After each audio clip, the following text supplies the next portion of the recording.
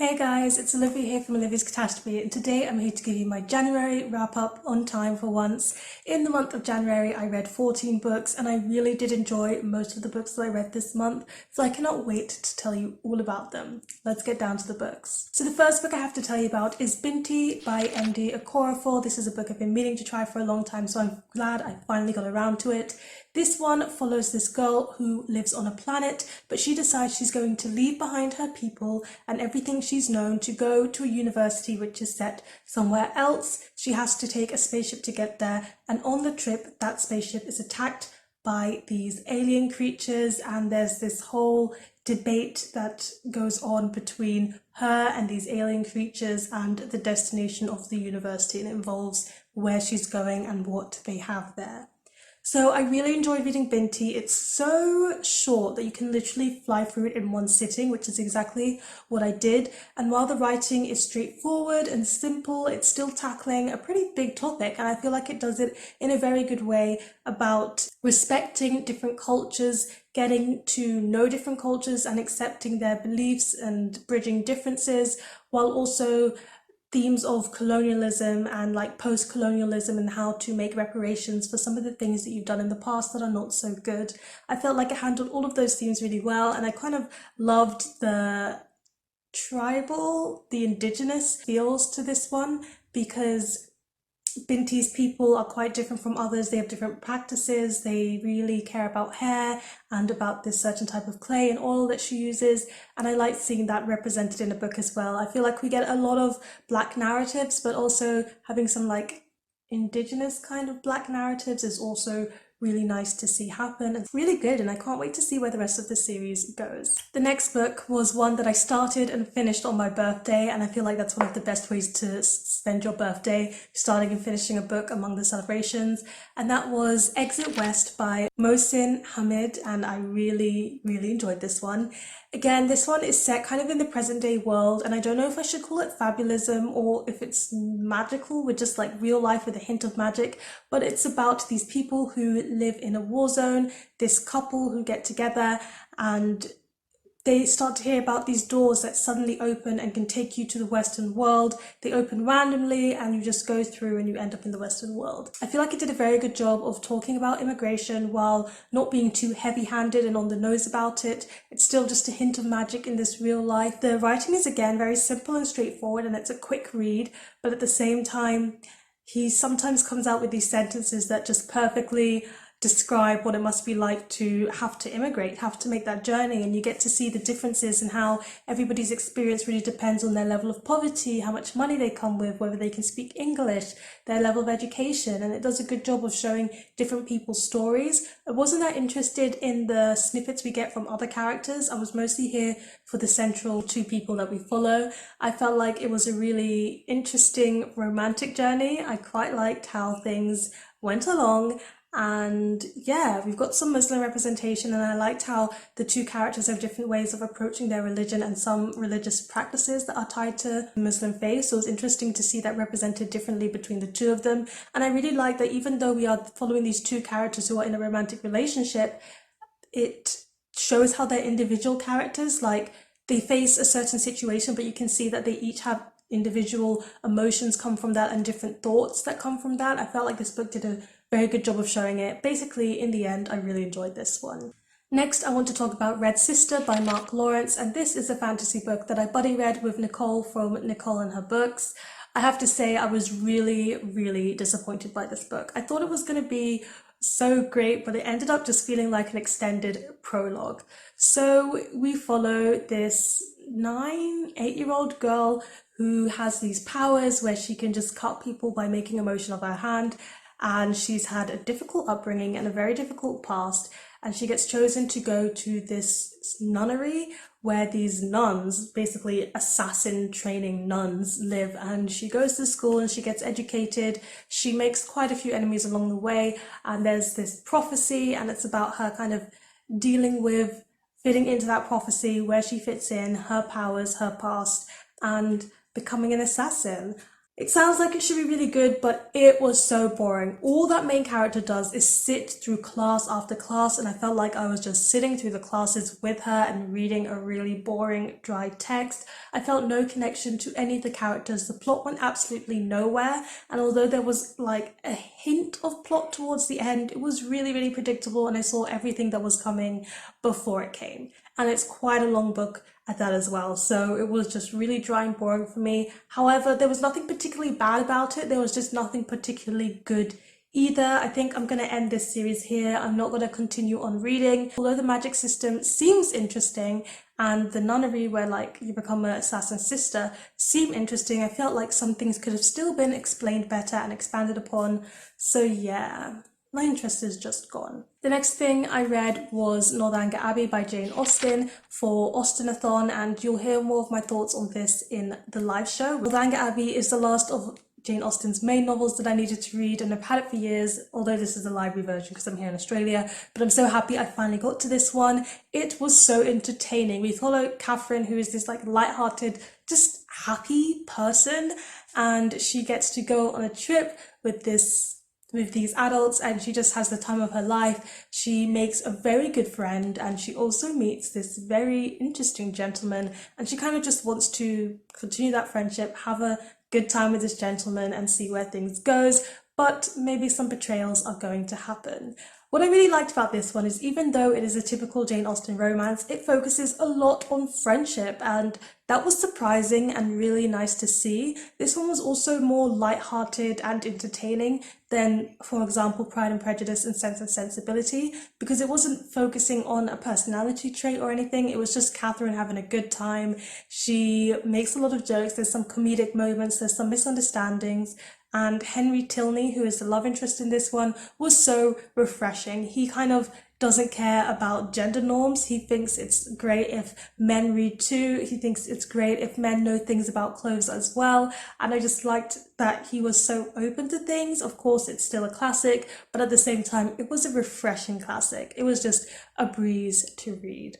Then, because I was in the mood for more Jane Austen, I read Lady Susan by Jane Austen, and this is a very short novel which is told entirely in letters, and it follows Lady Susan, who is a lady villain. I mean, you can't get better than that. I love a good lady villain, however, this one was just not for me. I felt like the letter format kind of hindered the book rather than, progressing it. I felt like I would have cared a lot more about the characters if we were actually getting this told in novel form. I feel like Lady Susan's evil was shown well in letter form because we also get letters from her as well as from other people. So at first you can't tell if she's kind of a bad character or not, or if she's just a bit naive. But yeah, as things unfolded, you can definitely see her personality come out, and you definitely feel very sorry for the daughter. However, I would have had more sympathy for the daughter if this was told in novel form, and for a while it took me a bit of time to get used to who was being sent a letter. I was getting a bit confused with the names. You do get used to it after a while, but it took me a while. I do believe this one is free on the Kindle store, so if you've got a Kindle and you want to read some Jane Austen, go for it. The next book I have to tell you is Homo Deus, A Brief History of Tomorrow by Yuval Noah Harari, and we need to talk about this book. So I read this one because of a writing project I have going on, and it's about humans and where we're going to go in the future, and it's non-fiction and it's quite sizable. However, I had two main problems with this one. The first was that I know and I understand that to talk about the future, you do need to talk about the past and the present in depth because you need to see kind of the trajectory of where we're going. But I did expect this one to spend a bit more time focusing on the future and prophesizing the future about where we're probably headed, rather than 2/3 of this book being focused on history and where we're at now. So that was a bit disappointing because the first 2/3 I was just like, oh, this is okay. And then the last third, where he does talk about the future, I was very interested. I was very intrigued and learning different things, and it was so useful for my writing project. So I kind of just wish that the whole novel had been that way, or at least 2/3 of it had been that way rather than 1/3. And then the other problem I had with this was that it was not the kind of non-fiction I like to read. When I'm reading a memoir or about somebody telling their personal story, I don't mind if I get to see their opinion in the book, because that's kind of what you're here for. You're here for their experiences and their opinions, and you can take it or leave it, agree or disagree. However, when I'm reading nonfiction like this, where it's focused on fact, I expect to get the facts, only the facts, and nothing but the facts. So I was just really disappointed that by the end of this novel, I could tell that this guy was not into religion. I could tell that this guy thought capitalism was pretty good, but maybe we could make it better. I could tell lots of his personal opinions on things. He never mentioned that he had a personal bias that was influencing some of his choices. So I feel like if you're going to have this much bias and opinion woven into the facts, then you need to state that you've got that bias and opinion. And he never did that. So sometimes he was saying these sweeping statements and he said them as if they were fact, but they are not. They are his opinion. That didn't happen all the time throughout this novel, and when he did stick to the facts, it was pretty good. But when he was making those sweeping statements, it kind of niggled at me and bothered me, especially when it came to religion, because I am religious myself. I'm okay if people are not religious. I'm okay if people are religious. I'm okay if people have a different religion or belief to me. However, in this one, he kind of made it seem like if you believe in God, in any form, any gods or God, whether it's Christian, Muslim, Jewish, whatever your religious practice is, he made it sound like you are very dumb for believing in that. He never said that statement outright, but the way he chose his words and the way he made those statements, it was evidently clear that he kind of sees everybody who believes in religion to kind of be a bit dumb and ridiculous to believe in this fantasy, according to him. So I just felt like it was a bit offensive to read, and he could have been more careful and understanding with his words, because you could just say it in a nicer way and then I wouldn't have had a problem with reading it, because everybody has their opinion. But yeah, this kind of grated on me a lot, especially the first 2/3, because when he's talking about history, that's where he lays into religion a lot. But the last third was pretty good, so mixed bag. It was useful for my writing project anyway. Then we have to talk about my favorite read of the month, and wow. Kindred by Octavia E. Butler. You guys told me to read this book and it was amazing. So this one is a science fiction novel and it follows Dana. She is this girl who lives in the modern day world. However, she suddenly gets pulled back in time to when slavery was happening in America, and she gets pulled to this little white boy Rufus every time he's in distress and needs either rescuing or help in some form or way. She cannot control when she goes back into time, and maybe she might bring someone along with her, like her white husband. Who knows?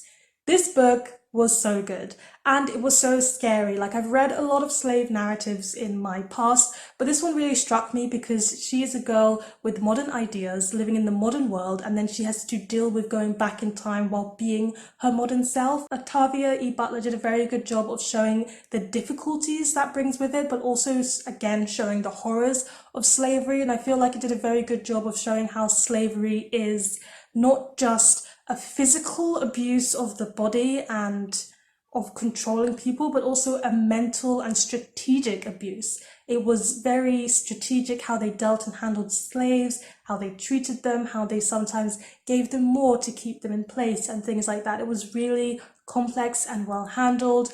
I felt like the relationship that Dana had with Rufus, the child that she keeps getting drawn back to, was so twisted and so complex, and the way that you can like a character and then gradually dislike them or vice versa was really well handled in this one. Major triggers. All my trigger warnings for all these books are down below. It was the best time travel book I've ever read, and it really taught me an important lesson about writing, which I'm just going to briefly share here, which is that you don't have to explain everything. The less you explain, the better it is. If someone's getting drawn back into time and being drawn back into time is dangerous for them, they're going to spend less time wondering why and how did that happen, and more time wondering how to get back and escape the situation, which means you create fewer plot holes and the book moves along and it's a more natural reaction either which way. Just putting that there. This book, fantastic. I will definitely be reading more by this author very soon, maybe in February. Then I read another new favourite, and that is This Is How You Lose Her by Junot Diaz, and I didn't expect to love this one as much as I did, especially as it's full of things I hate. but I loved it, and here's why. So this is a short story collection which follows the same main characters. Yunya, this man, his brother Rafa, who is older than him, and then everybody and all the girls he comes across and cheats on in his life. Cheating is one of the things I like to read about the least, but this book did it in a very, very good manner. So what I liked about this one is that even though you could read these short stories as individual stories, you could also piece together a life story. It's told unchronologically, but you can see how Yunya progresses into what he becomes at the end of the story. It's also set in Santo Domingo, I believe, so you're getting the Latinx vibes, the food descriptions, the culture, and it really head-on tackles men and masculinity and cheating and woman and feminism in the Latinx community. I've talked about this at length with my best friend who is from Ecuador, and I just felt like a lot of the things that we've been discussing about the way men treat women or women are treated by men within that culture and community were mentioned in this book and handled very well, because even though we are seeing from the perspective of Yunya and often from the perspective of the man who is abusing the woman, the one you feel the most sympathy for is always the female character. While you're continually disgusted and disappointed by the male character, and you kind of imagine like, how could you ever do this? It's almost reading like a cautionary tale. And the end short story and where the character ends up, it was satisfying, so saddening. I don't even know how to put into words how this book made me feel, but I feel like it did a good job of talking about those themes as well as poverty and just different elements of the Latinx community as well. Really, really good. And because I enjoyed that one so much, I had to go on to read his other short story collection, which is Drown, again by Junot Diaz. This is his debut novel, so I didn't like it as much as the first one, and there are two main reasons for this.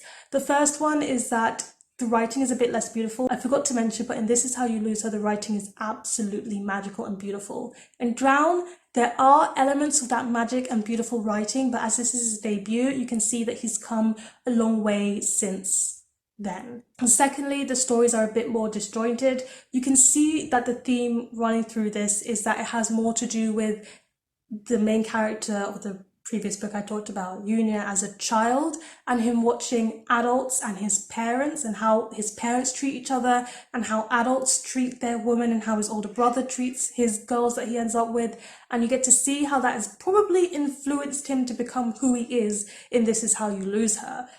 And it made me think about nature versus nurture, about how these ideas get passed down the generations. And I especially loved the last short story in this one, where we get to see about his dad's immigration story, moving from Latin America to United States and the difficulties that he went through and what he had to do to get there. In no way did it make me like his character, but you start to understand how difficult that journey is and how he is also a product of his own culture and everything that he has to experience in order to make that shift. So there's just a lot being discussed in this short story collection, and it's really handled masterfully. Diaz knows what he's doing, so while I really did enjoy and appreciate this one, again, Latinx culture vibes, food vibes, and brotherly relationship, it wasn't as good as his latest short story collection. I do know he has a novel. I will be reading that at some point. I'm not sure when, but hopefully sooner rather than later. The next book I'm going to talk about, we go back to nonfiction, and that is Freakanomics by Stephen D. Levitt and Stephen J. Dubner. And this is how you do the nonfiction, like, this is how you do it. So Freakonomics was really entertaining to me because I did study economics in IB, and it takes the theory of economics and how you do economics, but applies it to more philosophical and practical questions. So let me just read the back to find an example. Which is more dangerous, a gun or a swimming pool? What do school teachers and sumo wrestlers have in common? How much do parents really matter in raising their children? And other questions like that. And I found it so interesting to see how they took the approach of economics and applied it to real life. I felt like it worked very well, and you really can do that. And as that's the kind of economics I'd be interested in personally, I really enjoyed reading this. These two really stuck to the facts and took just the facts when dealing with and answering these questions. You can see how they drew all these conclusions, and I very much appreciated it. It made for easy reading. Really enjoyed Freakonomics. I know they've got a second book. I'll be reading that as well at some point. Staying on the track of non-fiction, we have Slouching Towards Bethlehem by Joan Didion. This is a bind-up of a lot of her non-fiction works, but from this collection I read Slouching Towards Bethlehem, and this is just a bind-up of some articles she's written for some journalism, some observations she made while she was travelling in different countries. And there's just something about Joan Didion's writing that gets me every time. She knows how to write journalism and news without sensationalizing it too much. While she sets the scene, you feel like you've been there yourself. She pays so much attention to detail that you can't help but get sucked in. And I especially loved that she builds up the setting and the scene well, so you always know there's something off, something crazy that's about to happen, or something that's going to reach a conclusion within her. Her personal essays really had me thinking and gave a lot of food for thought, and I appreciate that she differentiated her personal essays from her journalistic work, so you can see when she was giving her own opinions and feelings, and then when she was, just stating the facts and telling a story. Lots of trigger warnings for this one too, and I'll leave those down below. However, I do want to say quickly that sometimes you can see that she was commenting on the younger generation, but she is not of that generation, and you can feel that age gap. Like, she mentions that there is that age gap and she understands that she has that age gap and she's trying to bridge that age gap, but you can still clearly see there is that age gap, and I don't agree with everything she made in the conclusions with that personal essay, but I see what she was getting at. The next book I read was Old Greek Stories by James Baldwin, and not the black James Baldwin, the white James Baldwin. And this is just Greek mythology retold in a simplified manner that even children could understand if they wanted to read it. I really enjoyed reading this collection. I got it for free on Kindle. I know most of these stories because I know Greek mythology pretty well, but it was still entertaining and fun for me to read them. That's all I've really got to say here. Then we need to talk about Mangos and Mistletoe by Adriana Herrera, and this was actually the first book I read this year. I started it maybe 3 minutes after New Year's, and I finished it before I went to sleep on New Year's. It's a short novella. It's an NA romance, and it's FF, so female romance. It was so cute. It's actually a Christmas story, but do I read seasonally? No, I don't, so I read it in January. But it follows these two women, and they are both Latinx. I believe they're both from the Dominican Republic, and they are at the equivalent of the Great British Bake Off, but like set in Scotland, and they're going there. They have to team up with different people to win the competition, and one of them is there just for business. She wants to win, and she tries to shun Dominican Republic flavors because of some issues, personal issues she has tied to her culture. And then the other woman is there to spice it up with as many Dominican Republic flavors as she possibly can. And when those two get paired together, lots of clashes go down, and yet at the same time, they can't really keep their hands off of each other.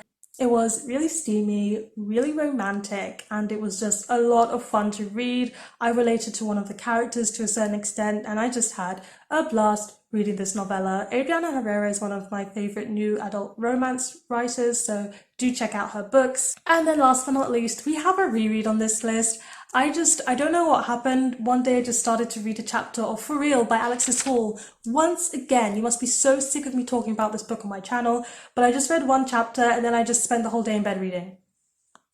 That is what you do on a weekend, and it was great. I'm not going to tell you what it's about because I've talked about this so much, but I have an extensive review on Goodreads about all the reasons why I love this book and keep returning to it. By now I can literally quote scenes to you. I'll link that Goodreads review down below, but it is British, it is an epic romance, and it is so cute. I've been reading some really British romances, mostly written by Alexis Hall lately. Starting to feel that homesickness, am I? Maybe?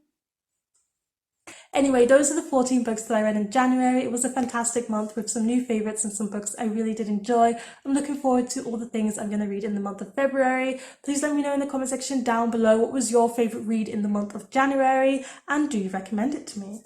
Give this video a thumbs up if you enjoyed it, hit the subscribe button if you want to see more, and don't you forget to hit that notification bell to be updated every time I have a new video, and I'll see you in the next one. Goodbye.